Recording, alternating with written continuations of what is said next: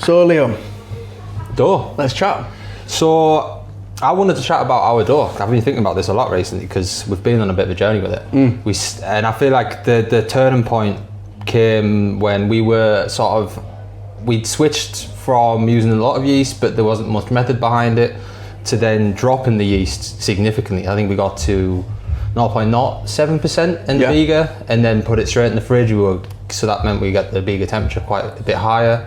And then I think in the refresh it was very low. It probably knocked us up to about 1.2 overall. No, sorry.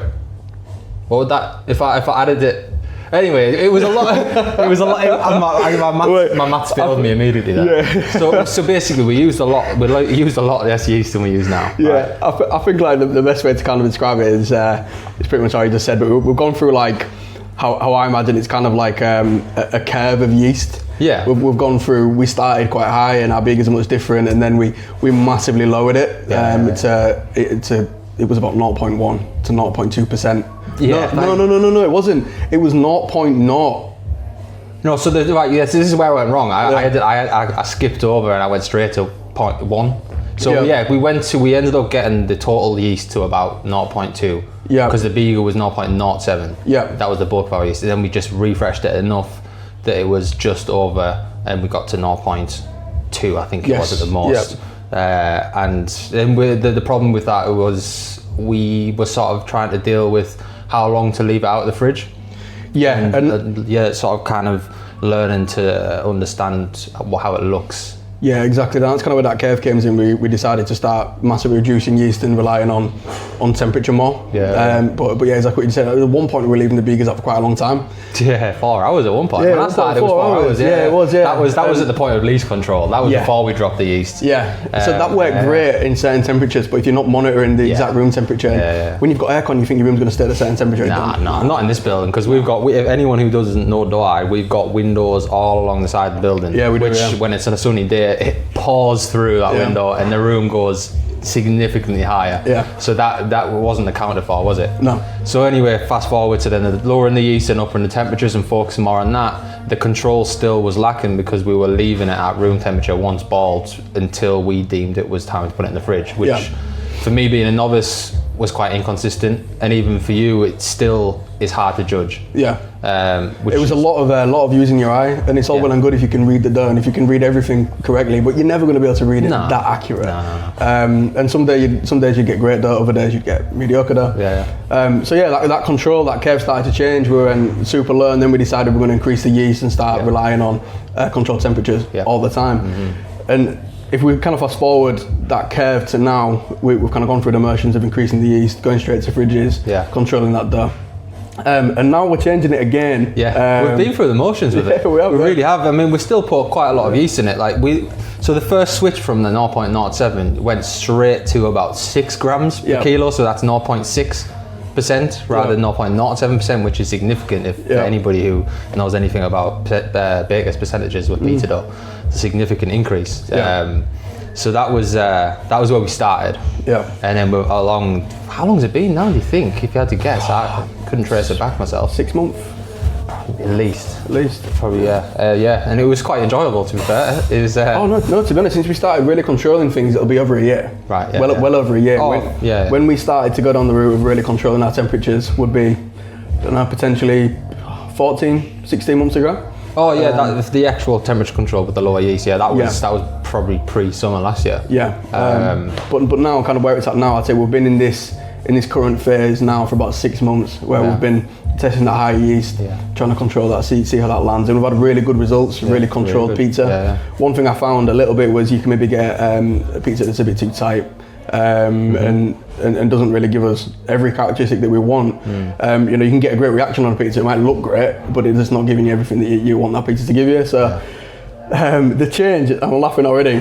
The change now has come that we're starting to use room temperature again, slightly, but we're doing it in a much more controlled way than we were before. And that came off the back of one of our fridges failing. I had to get the brain going again and kind of rewind back to 5 years ago where I was doing everything at room temp. And we had some really good dough. It was for that weekend alone. It was obviously a little bit on the wilder side because we had zero refrigeration. So it was a lot of guesswork. Well, we had zero refrigeration, but we had a fridge filled with dough trays, filled with ice. Yes. Oh. So I couldn't believe it when I opened that. I came in. It was like midday on a Saturday. It was about 28 degrees outside. Maybe. I come in, open the fridge door, and there's just stacks of ice. I was mental. I've been there since 4:30 that morning. Yeah, that was rough, What were we keeping the fridge at? 12 degrees. Managed to get around 12, 13 degrees, which was better than the room temperature outside of the fridge. Yeah, it was. Yeah, it ended up getting to about 32 degrees. It was pretty hot. Yeah. But that kind of inspired to bring back a little bit of room temperature control instead of just room temperature control. Yeah. So right now we've reduced the temperature in our beaker. We kind of knocked it up to about 24 degrees. We reduced that down to 22. Yeah, we had a bit of play around with it. It was literally a matter of just test it and find out what happens, because it was certainly new ground for me, and I think it was probably new ground for you. It was just seeing what, with the amount of yeast we use, for how long we've mixed the beaker, for the quantities of each flour we use, what does each temperature feel like and look like, and we give that. I think we probably gave 24 about 2 weeks, didn't we? And 24 degrees was okay. Yeah. But we didn't like it in the end. It was a test. So we're back down to 22. I always quite like my beakers at around room temperature, and I always think 21, 22 degrees is your average room temperature. So 22 seems to be working good, and that goes straight into the fridge. We keep that controlled, and we have 6 grams of yeast per kilo of flour in that beaker. And then on the final mix, after 24 hours in the fridge, on that final mix, we're now putting 2 grams of yeast per kilo of flour as an added yeast, a refresh yeast, and then we're mixing that. We use the baker's rule of 3, and we aim for 18. We sometimes close a little bit colder than that. Because of that, probably should say that part of that is, and I learned this along the way, is we think it's common sense. There's all these little things with dough that you just sometimes slip your mind, is closing it on, let's say 16.5 degrees when you're aiming for 18, but then let it rest for 20 minutes. It climbs, but when the room temperature itself is 25, 26 degrees. So if you actually want to close it at 18 degrees, which is what I was doing at first, then by the time I start balling it, it's like 20 degrees or something, So that was an important lesson. That's going to change again in winter. In winter, we're going to have to increase that temperature because it's not going to get there when it's sat in the mixer. So we're aiming for 18, closing a little bit earlier than that if we need to, leaving it for 30 minutes to rest, let it come to temperature, relax a little bit onto the counter, and then we're balling. And then we're leaving that at the moment for 30 minutes. And what we're doing right now, the area where we said room temperature that's controlled, is we're now figuring out the correct times for the temperature in the room, for how long we leave it out to get that product exactly the same every day. So we're trying to sort of inject a bit more control in an area that can be uncontrollable. If you just apply 30 minutes, that's going to change in 2 months' time, isn't it? That's going to then drop down maybe 20 minutes. We compare it to today versus 4 days ago. What is it in there now? Today 24, and we were starting 8 o'clock in the morning. It was 27 3 days ago. So them few degrees, and that's with aircon. Anybody that says aircon keeps it perfectly controlled in a room, you're lying. I think aircon would probably work quite well, I'd imagine, in an enclosed room with no windows. In a fridge. In a fridge. Basically, because you can just that aircon. It does a minimal amount, let's say, in that room, because it is a big open room. It's an open kitchen that leads into a restaurant. So through the day, that's going to change when people coming in and out. It's got those big windows, like you say, that's pouring sunlight through. And you've got an oven as well that's pouring heat out of it. Exactly, so the aircon, that really is fighting a losing battle. Basically. In another timeline, another conversation, we'll have a brand new aircon that's much better. But it does its job, but it just doesn't keep the room at the temperature we need it at. So right now we're back to pen and paper, back to temperature control every day, finding how long we need to leave our room temperature to. Basically, to allow the yeast to kickstart, get the yeast going, let that dough start to do its job at room temperature, then into the fridge to control that. And the reason why I decided 30 minutes is because I want to allow the yeast to be a little bit more even. So when we bake those pizzas, we're getting a more even reaction. And when it goes into the fridge straight away, I found it can be not very even. So by even, I mean when you make your pizza, you might get like big air pockets, and then other sections that are not getting that those air pockets that are as big. Right. So I think giving it that 30 minutes just allows everything just to kickstart more evenly, and then we're going into the fridge to control what has already begun. Yeah. And that's why I think that 30 minutes is important, and that came off the back of doing room temperature. Yeah. Room temperature dough again. Yeah, come off the back of mistakes. Well, not even a mistake, just a failure of equipment, I guess. And it's but that's the fun part about dough, though, isn't it? Because it prompts you to get not just a little bit creative, but sort of investigate and want to learn more. Yeah, which again, this phase of making dough in the last 6 months, so like we were saying, it's been all about just experimenting. There's a base level of knowledge there that you can control the dough within to make sure you still have a product to sell, but you can experiment. And which is the fun part, which what we've been doing for a while, because there was a period where the dough we'd found a process we liked and you stick with it, but then you're sort of curbing your learning curve a little bit. Yeah, you're also curbing the potential of what your product could be if you do that. I think it's super important with anybody that makes dough to realise that you're learning all the time. And what is it now for me? Be 10 years. 10 plus yeah, 10 plus years that I've been making dough and I've been making pizza, and for you professionally, you've been doing it coming up to 2 years. No, not far off. So between us, we've got probably 12 to 14 years of making pizza dough, and that's without going into detail about all the bread that I used to make before making dough, and the things that I learned behind that process. And I'm still learning. I'm still making mistakes all the time as well, and learning. But when I say make mistakes, I think our product doesn't get many mistakes, but we know it's a mistake. We know where there's something that's not right. We need to make a change there. Still now it's I haven't made room temperature dough in since my market days or since Bert and Agnes days. And to have to do that again, it was good fun. Stressful. It was stressful. When you make some business money, it's going to be stressful. At home, for me, I always try to use room temp dough because of. You learn more, I'd say, because you have to learn to control and restrain yeast.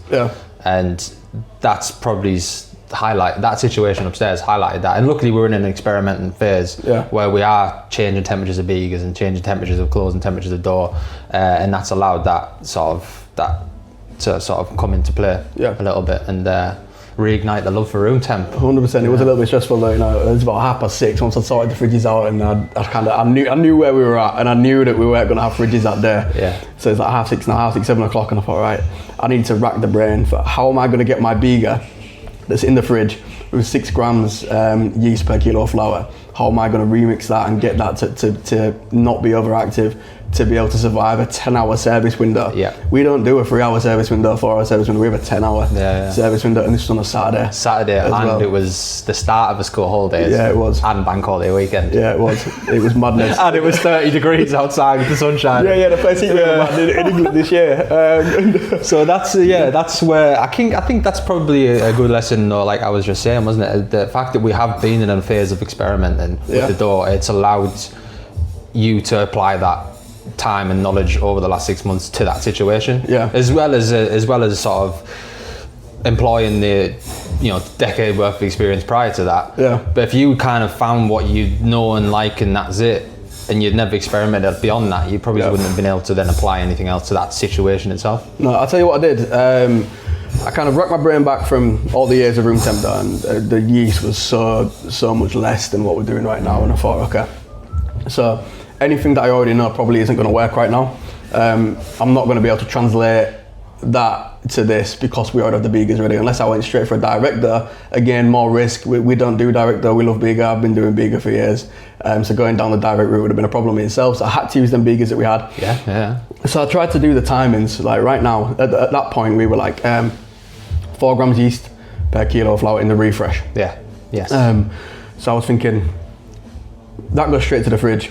That dough can be ready at maybe 3-4 p.m. It's probably going to be really good by 7 p.m. tonight. So we're looking at 10 to 12 hours later. So what do I need to divide that by to have that ready at around 3 or 4 o'clock as well? Because I still had a little bit of dough in my downstairs fridges to use. So basically I wrote down all the timings, and then I divided the amount of yeast by the time that I needed it against the current temperatures of the room. Did that make sense? Yes, yeah, makes sense, yeah. So I wrote all this down, and to be honest, I can't exactly remember what I wrote down right now because I was really stressed out and it was super early in the morning. I was trying to get it sorted. I came out with a number for the amount of yeast to use, and it worked. It worked, it worked a treat actually. And then there was one problem. I'd also put a lot of ice now in the fridge to try and keep that fridge. So I'd done all my math at thinking the room was going to be 20, 24, 25 degrees. And now I'm holding it at 12, 13 degrees. So I had to rethink that a little bit. So I left all the doors open on the fridge and I left the door out for a little bit. Yes. So I let that get going. I let the yeast start working and that door relaxing. I let that fridge warm back up again, and then I put it into the fridge and closed it. So I thought, right, now what I've done is I've had it at a much hotter temperature than it's going to be holding at. Right. I've allowed everything to kickstart, and now it's going to come down to, it's never going to get down to 12, 13 degrees, even though the fridge was saying that's the temperature it was. The fans weren't performing very well, but it's going to be enough to slow everything down a little bit. And then hopefully by 4 or 5 p.m. that night, I'm gonna have some dough that works. Yeah. And then when we tested it at 4, 5, it was good. Yeah. And it was active. Yeah. It was a little bit light to handle, a bit loose. Yeah, it was a bit gassy, but it was still a bit quite strong, and it reacted great in the oven. And it had a great texture to it. Yeah. So it was. Yeah, I mean, it wouldn't have gone through to the next day, which is what we would usually do. But all we needed to do was survive the night, really. Yeah. So you did save the day on that one, to be fair. It was a little bit of education, a little bit of math, a little bit of luck, and a little bit of stress. Yeah, a little bit, just a little bit. But anyway, kind of the whole point of that long story there was that's what ignited us to try the room temperature again, because it was mainly the bite of the pizza was different. The reaction looked quite similar, and we had a very similar looking pizza, but the bite was different. Yeah. It had more. Its crunch held a little bit longer. It had more of a, don't know what the word would be, like a shatter kind of when you. Yeah, I know what you mean. Yeah, it was good. So yeah, that kind of reignited to make some changes. The fridge was fixed. Was fixed a day later. So we were back to putting everything at control again. Yeah. So it's right. How do we now do room temperature and control and get the product we want? And that's where we ended up now. We just go back to the beginning of this conversation. Is after that Kev, the current dough. That's what we're doing. Yeah. It's working a treat. Yeah, it's I'm good. looking forward to handling it though, because I haven't actually. It's good to show you these. No, it's good, man. So these are from yesterday. Yeah, that's Monday's there. It's a hell of a reaction. And then, yes, it is there. Nice. And it's good. So this one was, I wanted to just test the tomato-based pizza without the heavier sauce to see what reaction it was like, and still great. So yeah, for the record, this is the pizza we're looking at. You might have seen it on my Instagram. If we can figure out how to edit that in, maybe we should fucking splice that in, but maybe not. No. But no, yeah, it was, I haven't actually tried it yet. I've seen what it looked like in the tray as well, so I'm looking forward to getting my hands on it. Yeah, today we'll have some fun with that today. Yeah. We'll film it as well, so we can show everybody the product we're getting out today. But yeah, I've noticed quite a big difference with that little bit of room temp, a little bit of time. Yeah, it's good. I'm liking it. So now it's a case of, like you said, dialing in how long, the time against room temperature, essentially, out of the fridge, which... again, it's a part of the fun. I was saying to you the text of the day, like there's all of this is a part of learning about dough and making dough. And right now, we're probably always going to be in the phase of experimenting.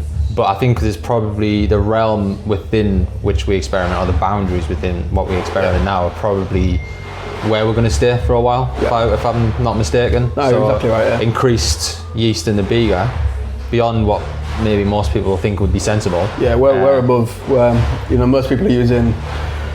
Probably between 1 and 3 grams yeast in a beaker. We're at 6. 6, and I'm sure we'll probably even try a bit higher at some point. We will. I went to 8 grams per kilo at home the other day. I just felt because I was putting.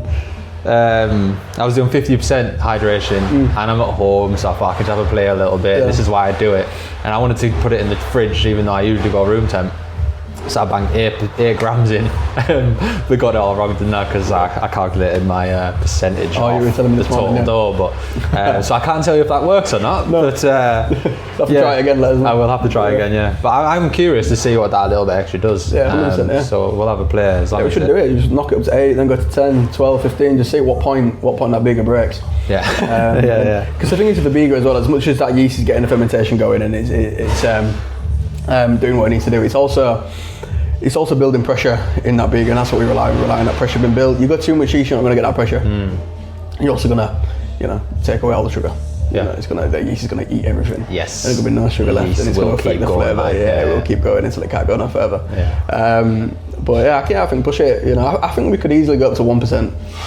Easily go to 1%. It'd be fine. Yeah. 10 grams. Nice. Everything's controlled. Everyone is so scared of yeast. Yeah. I was at one point. There was a point throughout my dough career that I kind of got a little bit scared of yeast. I'm like, I want to have everything so low that there's hardly any yeast in it. And there's all the bullshit on social media about yeast being bad for you. And, I get it. Just go around eating raw yeast. Yeah. I would think so. Yeah. But when you're putting that pizza through the oven at 400 degrees. It's not, that increase of yeast is not going to be bad for your body. I'm not a scientist. I'm not a scientist, but I'm not in the field of testing people when they've had X amount of yeast. So I don't know 100% if it's better or worse for you, but I doubt it. Maybe someone can correct us. But maybe someone out there wants to jump in there. But I think you're right. Chase the product you want. Don't worry about the yeast. I think people do tend to be a bit scared of yeast. I think probably it's the sourdough revolution. Right. Yeah, I think the sourdough revolution kind of pulled people away from using yeast and obviously having your starters that don't have yeast in there, other than wild yeast. I think that kind of made people rethink yeast, and then as with anything, everyone comes out saying, it's so bad for you to have yeast. Don't have yeast, have sourdough instead. And I've been there as well. I used to love making sourdough, and I used to ferment at one point my beakers with a sourdough. And it's so volatile. You can't rely on that. Of course, it depends. It just depends on the product you want, doesn't it? Yeah, you can get a great product with sourdough starter, but if you want a product like you and I want, then you're going to want to use commercial yeast, really. Yeah. If you ever wanted to use sourdough, it would purely be from a flavour standpoint. You're fresh. No, right. I didn't realise that people thought fresh yeast was bad for you. Oh yeah, man. Just Google is fresh yeast bad for you, and you'll see there's articles.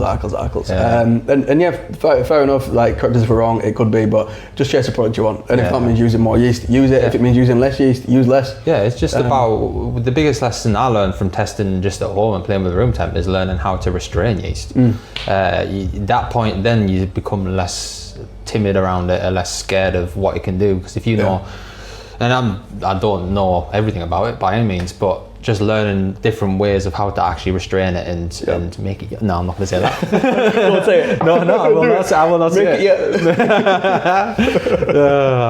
I've gone too far. No, learning to restrain. That was a big lesson for me. You're not going to say it. No, I'm not going to say it. Absolute pussy. But use whatever yeast you want to use. And just get the right product. Yeah. That's it, and chase it. If that means using more, use more. But I think we can go 1%. Yeah. 100%. I think we can go to 1%. In the beaker, I don't think in the final mix. So just to kind of get that bit out there. In a pre-ferment, I think you can increase your yeast. I think in your final mix, you increase your yeast, you're just going to get gassy dough. Unless, I don't know, maybe if you left it at room temp until you got it to the level you wanted it, put it in a fridge that really stalled it. Maybe a fridge that is consistently at like 0 or 1 degree and just really stalled it and kind of almost stopped that yeast doing anything. Maybe you're going to get a decent product, but there's no point in doing that, I don't think. I think just get the right control. 1% is better in the pre-ferment. I don't think you can do that in the final mix. Yeah. So preload your pre-ferments is what I'm saying. Preload your pre-ferments, nice. Yeah. Get that on a t-shirt. I quite like that one. That's one of the better things you've ever said. That I like that. It's good. I'm going to use that. I'm taking it. It's mine. Yeah, you can have it, mate. So that'll be interesting to see then. Over time, obviously, it's not something we're going to jump from 6 to 10 with. I fucking stuttered a bit there. We've got 6, 8, 10. Yeah. So you stuttered. I just lost my voice at the end. So we're going to aim for 10 over time, and potentially, and see how we go. Yeah. Maybe we test it at home first. Yes, that might be a good idea. Yeah. I'm always slightly concerned about testing on customers, but that being said, that is our true test. Yeah. The people who are at our table. Yeah. Eating those pizzas. Well, this environment here is different to your environment at home and my environment at home. Exactly. Yeah. I remember when we were testing the increase of yeast, I was doing it at home and I was putting the pizzas through my dome. Yeah. And I was getting like a crazy reaction. I remember me telling you I seen some pictures, like crazy reaction. And I was thinking, right, okay, so this, preloading the, I'm going to say it again, I didn't even mean to. Preloading your pre-ferment. It sounds like I've done it on purpose now, but preloading the pre-ferment was massively working. And I was also really, really, really mixing the bigger, really, really mixing it, which we started doing that here. We were giving it more of a mix, kind of going 6 to 8 minutes on a mechanical mix. And then we dropped that back down to like 4 minutes on a mechanical mix. But at home, I was really mixing it, and I was getting an unbelievable product that just as soon as it hit the oven, that was it. But then when we translated that here into dough, that didn't hit quite the same. So we had to kind of rethink what we're doing. And again, exactly what you said. It's the it's the environment. It's the oven as well, though, because you bake that at home in the dome, which is a smaller, more compact oven with a quite vigorous flame, I'd imagine. Compared to a slightly more open space electric oven, it's just going to react different, isn't it? Of course it is, and every oven holds differently. It works differently, and how it stores energy in the top of a dome compared to our sort of only how it stores energy in the top using the grills is much different. Everything is much different. I baked a pizza with no flame in the dome, just put it in at like 420, and I just put it in and poof, it just popped. And there was no colour on top, it was very white, but it popped. And it still was no flame, and that's just from the radiant heat. That's held in the stone at the top. No, not the stone in the domes, but it's just held in the top of that oven. And that's going to be much different when you compare it to, say, like the Gosney, Napoli, which has got the stone on top, and that's the big Napoli, I was remembering what that was. And that's actually got stones in the top, so that's holding all of that heat. Whereas in the dome, there's no stones at the top, but it's holding heat still. And then you compare that to our electric oven, and how that is holding heat at the top. Just the reaction is much different. I think if we turned off the top elements of our oven and dropped a pizza in there, I don't think it'd react how it did in the dome. No, it wouldn't. Ever since you told me that that's not insulated and that the heat just escapes out the top, it changed my perspective of the oven quite a bit, because pizza ovens, what I know of them is they're insulated, and they hold that those stones carry heat in them, and once they get to a certain temperature, you can tell by the stones changing colour. So that is pumping heat down, whereas ours is just, it's all from the actual elements themselves, isn't it? We're controlling how much energy we're giving. Otherwise, that's just escaping. Exactly. Much different. But I think that summarises probably quite extensively our dough at the moment. And I think it's quite extensively for a video. And probably not quite extensively for this is like a normal conversation for us. And we'll probably have about another 6 before we finish our service today. Of the same. I guess the main intention with this video is that we are always going to be experimenting, and right now we're still experimenting. We got to a phase where we upped the yeast, and we're in this different bracket to what we were before. And now just trialing, seeing what we can. The pizzas are going to look different online and on your tables by margins, minor margins, but that's just because we're making tweaks here and there. 100%. I don't think we'll stop. I said to Elliot 2 days ago, I said, okay, I've managed to get our dough to the point where it's great on an evening, and then it's holding great for like, X amount of hours, and it's great the next day too. And it's almost the same product. Texturally, it's different when you're eating it. When you get it on the plate, it's different, but it's almost the same. And I said, I think this might be finally the route I'm maybe going to stick with. And he just went, nah, you're not. I'm glad he said that. I'm not. I get bored. I get too bored, and I also, it's there's two variations to me. There's the guy that runs this business, that has dough-eyed, and then there's just the chef, and that's that's number one. The more dominant figure in your head. It's the chef. It's the chef. I've learned that over the last 3 years. Is I love having a restaurant. I love that I have this place, but I'm a chef. I want to keep doing that. I want to keep doing the things that are exciting, changing the dough. As long as my customers don't notice big changes and it's getting better and we're not doing things that make it worse, I want to keep experimenting, keep changing. And whereas a businessman, a business owner would just say, that's perfect, leave it. Never change that. This is your recipe, here's your fucking book, and do not change it. That's not us at Dough-eyed. And I think, I'm not going to speak for you too much, but I think you're pretty similar in the fact that you enjoy those changes, you enjoy that experimenting. Oh, I do, I learn a lot through that. through how I learn, and probably why I'm doing this for a living, is that's my kind of learning, hands-on. And then there's a bit of license from my part to make little tweaks and that, and feed that back to you. And you might be like, nah, it didn't work, and I might be like, I agree, or there might be something I've changed that you might like and build upon, and that's the fun of it, isn't it? Of course it is. Making those little tweaks. If it doesn't work, it's fine. Go back to what was working. And then that's, for me, I thoroughly enjoy that. Yeah, 100%. Yeah, 100%. Right, should we leave it there? Snap. That's all. Done. That's it. Let's go and make some pizza. Yes. Service time, is it? Yeah, mate. Service time. Oh yes. How long we got? 5 minutes or so. 5 minutes. Service begins.